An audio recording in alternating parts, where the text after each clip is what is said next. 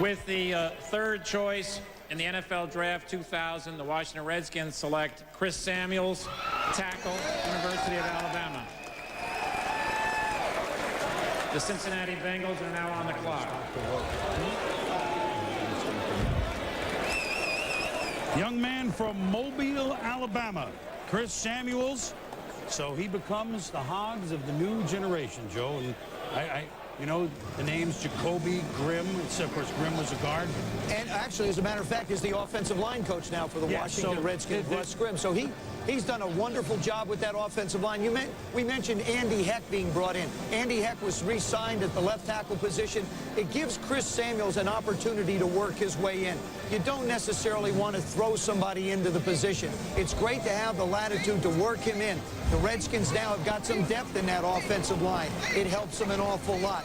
This is a football team that is just not built, as I said, for today, but they're building for the future with the two young draft choices that they've made. What a proud moment for Chris and his family.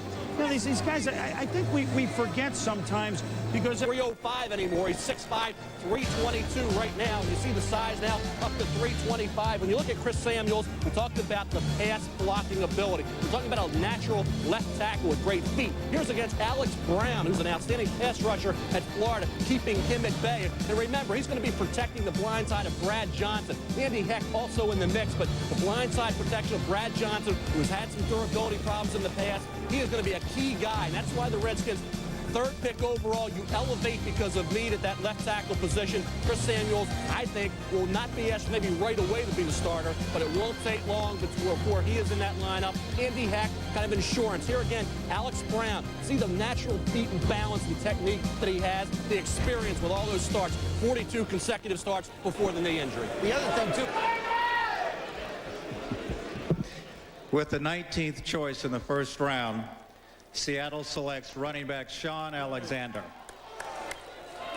That's a good job. Detroit is on the clock. That's a good job. They got Ricky Waters there, who had a good season and who is still very capable, but this kid is you know exactly what you get with this kid. You do, and we had him rated as one of the 4 top backs. The big thing about it, too, is you have to remember Detroit and Kansas City were picking next. Detroit still, even though they made the deal for James Stewart, I think would look for a running back. Certainly Kansas City, even though they run by committee, would like to have somebody they can rely on. This is why I think it took so long. The conversation was, who should we really go after? When you look at the age of Ricky Waters, you figure at some point in time, you have to be able to bring in a young guy.